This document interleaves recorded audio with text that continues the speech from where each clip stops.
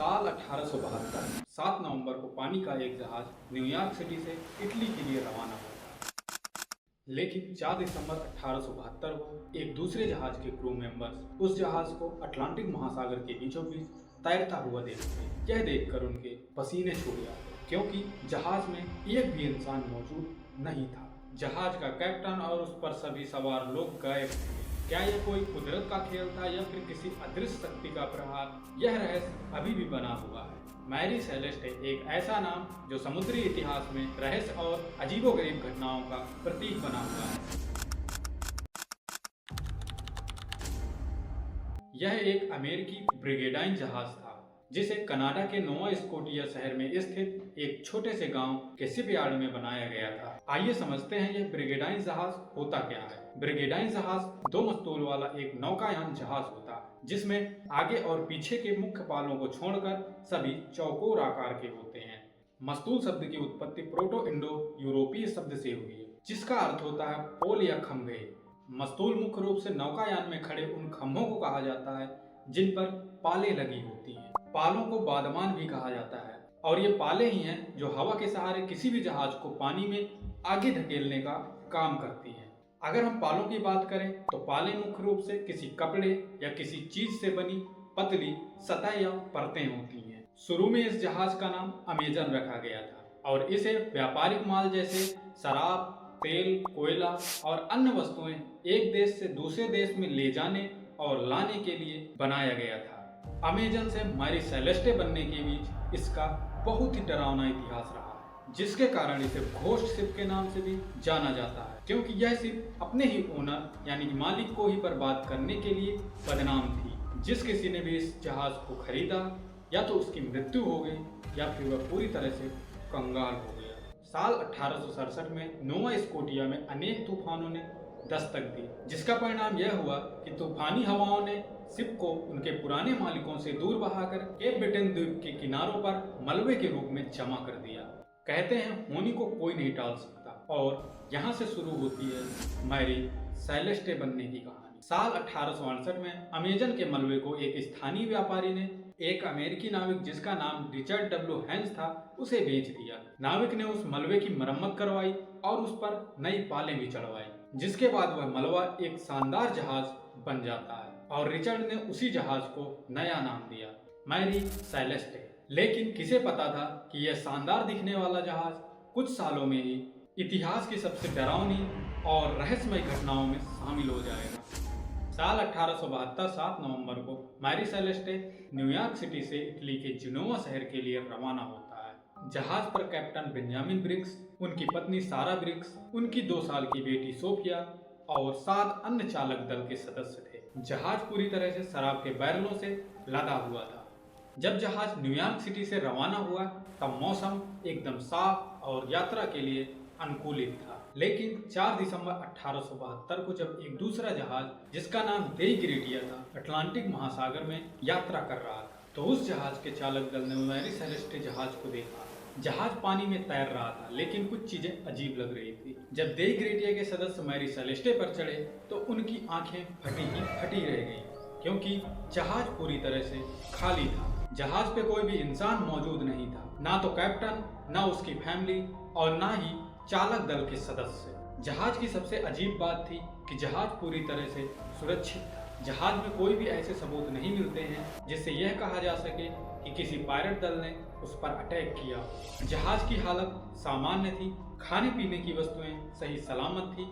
गायब थे तो जहाज के कुछ कागज, नेविगेशन उपकरणों में से कुछ उपकरण और एक लाइफ बोट। अगर सबूतों की बात करें तो जहाज में केवल एक ही सबूत मिलता है, वह है जहाज के लॉग की एंट्री जिसकी लास्ट एंट्री 25 नवंबर को सुबह 5 बजे की गई थी। इससे यह अनुमान लगाया जा सकता है कि जहाज के लोगों ने 25 नवंबर के बाद ही जहाज को छोड़ा होगा। मैरी सेलेस्टे के खाली पाए जाने के बाद से कई थ्योरीज सामने आई। इन सारी थ्योरीज में बहुत सारी थ्योरीज ऐसी हैं जो केवल मनगढ़ंत कहानियां हैं, लेकिन मैंने कुछ रेलेवेंट और पॉसिबल थ्योरीज को ही आपके सामने रखा है। पहली थ्योरी है समुद्री तूफान का डर। कुछ विशेषज्ञों का मानना है कि समुद्र में अचानक खराब मौसम आया होगा जिसकी वजह से हो सकता है कि जहाज के पतवारों में पानी भर गया हो और कप्तान को लगा हो कि जहाज अब डूबने वाला है। इसलिए उन्होंने लाइफ बोट ली और जहाज को छोड़ दिया। लेकिन बाद में मौसम ठीक हो गया हो और लाइफ बोट में सवार लोग समुद्र में कहीं खो गए होंगे। दूसरी थ्योरी है जहरीली गैस का रिसाव। जहाज पूरी तरह से शराब के बैरलों से लदा हुआ था। कई विशेषज्ञों का मानना है कि शराब के बैरलों से जहरीली गैस का रिसाव हो सकता था। संभव है कि जहाज के मेंबर्स को जहाज में धमाके जैसा कुछ अनुभव हुआ हो और उन्हें लगा हो कि ऐसे और भी धमाके हो सकते हैं, जिसके कारण से उन्होंने जहाज को छोड़ना ही उचित समझा और बाद में ऐसा कोई भी धमाका हुआ ही नहीं, जिसके कारण से जहाज पूरी तरह से सुरक्षित रह गया। तीसरी थ्योरी है समुद्री डाकुओं का हमला। कई लोगों का मानना है कि समुद्री डाकुओं ने लूटपाट के इरादे से जहाज पर अटैक किया होगा। लेकिन अगर ऐसा कुछ भी होता तो जहाज में हिंसा और लूटपाट के सबूत मिलते, बट ऐसा कोई भी सबूत जहाज में उपस्थित नहीं था। जहाज का सारा सामान सुरक्षित और सही सलामत था। जितनी भी थ्योरीज सामने आई सभी काल्पनिक थी और इस चीज की पुष्टि डॉक्यूमेंट्री निर्माता एनी मैकग्रेगर की स्टडी से क्लियर होता है। उन्होंने अपनी स्टडी में इस घटना के तह तक जाकर इसकी सत्यता को लोगों के सामने प्रस्तुत किया है। आइए एनी मैकग्रेगर की स्टडी को विस्तार से समझते हैं। अटलांटिक महासागर में मैरी सेलेस्टे को वीरान जगह में तैरते हुए देखने के बाद देई ग्रेडिया के चालक सदस्यों ने जहाज को लगभग 800 मील दूर जिब्राल्टर तक पहुंचाया, जहां पर एक ब्रिटिश एडमिरल्टी कोर्ट ने बचाव सुनवाई आयोजित की, जो आमतौर पर यह निर्धारित करने के लिए थी कि जिन लोगों ने भी उस जहाज को बचाया था उन्हें जहाज और उस पर सवार माल के बीमा की राशि मिलेगी या नहीं। बीमा की राशि लगभग $46,000 थी, लेकिन जांच के प्रभारी अटॉर्नी जनरल फेडरिक सोली फ्लड को उन पर संदेह था। उन्हें लगता था कि देई ग्रेडिया के सदस्यों ने जहाज और उसके माल के बीमा की राशि को हड़पने के लिए इस घटना को अंजाम दिया। अटॉर्नी जनरल ने इसी बात को ध्यान में रखते हुए जांच शुरू की। जांच 3 महीने से ऊपर चली, लेकिन बचावकर्ताओं के विरुद्ध कोई भी सबूत नहीं मिला और अंततः बचावकर्ताओं को उनका पुरस्कार मिलता है, लेकिन $46,000 का केवल छठा हिस्सा ही दिया जाता है। कोर्ट का यह निर्णय दर्शाता है कि अधिकारियों को देई ग्रेडिया के चालक दल के बेगुनाही पर पूरी तरह से श्योर नहीं थे। साल 2002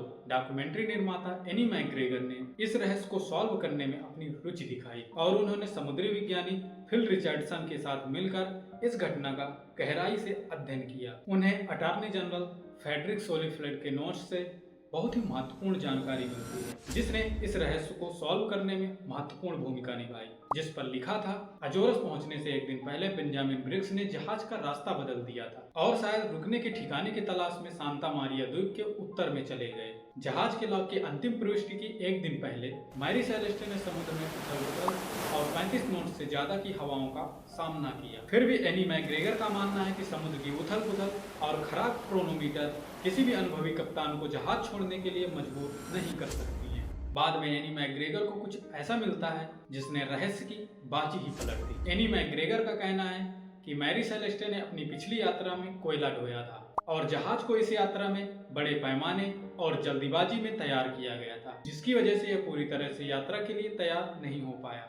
उनका मानना है कि कोयले के धूल और मलबे ने जहाज के पंपों को खराब कर दिया होगा, जो मैरी सेलेस्टे पर पाए गए अलग अलग पंप की वजह से हो सकता है। पंपों के निष्क्रिय हो जाने की वजह से जहाज के कैप्टन बेंजामिन ब्रिग्स को यह पता नहीं चल पाया कि जहाज के पतवारों में कितना पानी भर गया है। जहाज के पतवारों में पानी इतना भर चुका था कि उसे देखकर अंदाजा नहीं लगाया जा सकता था। उस समय जहाज खराब मौसम से भी गुजर रहा था और बेंजामिन ब्रिग्स के पास यह निर्धारित करने के लिए कोई भी तरीका नहीं था कि जहाज डूबेगा या बचेगा, जिस पर उन्होंने जहाज को छोड़ना ही उचित समझा। जिज्ञासुओं काफी हद तक इस स्टडी को सही माना जा सकता है। बाकी आपको क्या लगता है, आप अपनी राय कमेंट में दे सकते हैं।